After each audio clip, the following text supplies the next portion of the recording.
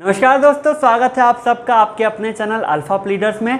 मैं अभिषेक मिश्रा वशिष्ठ प्रस्तुत हूँ फिर से एक और अध्याय के साथ में, जो कि सीआरपीसी का बहुत ही कंफ्यूजिंग मटेरियल है।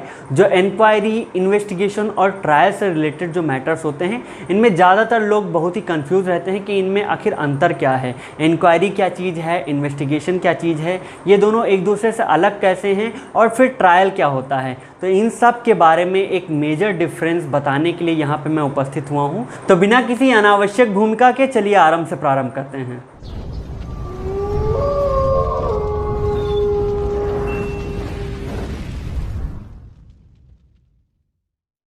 तो सबसे पहले हम बात करते हैं इन्वेस्टिगेशन टर्म के बारे में, जिसका एक लिटरल मीनिंग होता है एक स्टडी, एक रिसर्च या एक तरह का इंक्वायरी। लेकिन अगर इसके लीगल एस्पेक्ट की बात करें, एक लॉ के क्षेत्र में इसकी बात करें, तो इसका मतलब वो प्रोसीडिंग से होता है जो एक पुलिस ऑफिसर्स के थ्रू कंडक्ट कराए जाते हैं और जो कि एविडेंसेस को कलेक्ट करने के लिए किया जाता है।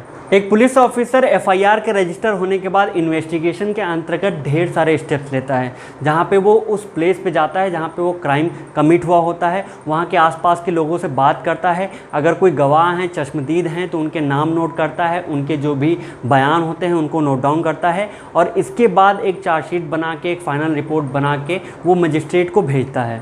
नेक्स्ट हम बात करते हैं अपने अगले टर्म के बारे में, जो कि इंक्वायरी है। इसका लिटरल मीनिंग होता है एक रिसर्च, एक इंटरोगेशन या फिर एक तरह का इन्वेस्टिगेशन।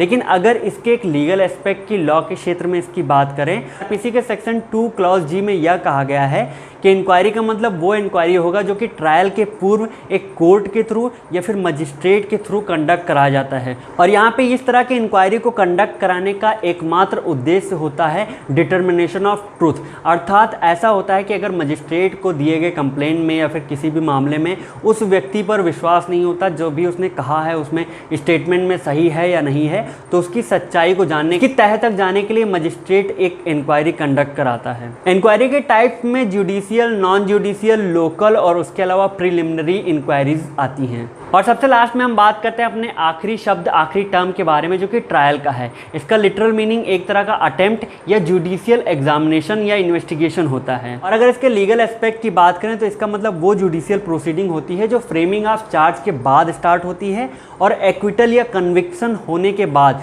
जब जो भी एक्यूज्ड हैं, एक्यूज्ड व्यक्ति को दोष मुक्ति या फिर उनको सजा देने के बाद खत्म होती है। लेकिन इस ट्रायल के अंतर्गत डिस्चार्ज को इंक्लूड नहीं किया गया है। डिस्चार्ज को इससे अलग रखा गया, क्योंकि डिस्चार्ज एक ट्रायल के अंतर्गत, एक प्रोसीडिंग के अंतर्गत एक अलग प्रक्रिया हो जाती है। इंक्वायरी की तरह ट्रायल के भी ढेर सारे टाइप्स हैं, ढेर सारे प्रकार हैं, जिनमें सबसे पहला ट्रायल बाय सेशन कोर्ट, फिर ट्रायल बाय मजिस्ट्रेट, फिर समरी ट्रायल और समन ट्रायल, ये सब आते हैं। आई होप कि आज आपको इस वीडियो के अंतर्गत इंक्वायरी, इन्वेस्टिगेशन और ट्रायल के बीच में डिफरेंस समझ में आ गया होगा, अंतर समझ में आ गया होगा। लॉ से रिलेटेड बाकी वीडियोस के लिए, पॉइंट्स के लिए, क्वेश्चंस के लिए बने रहिए हमारे साथ। नमस्कार।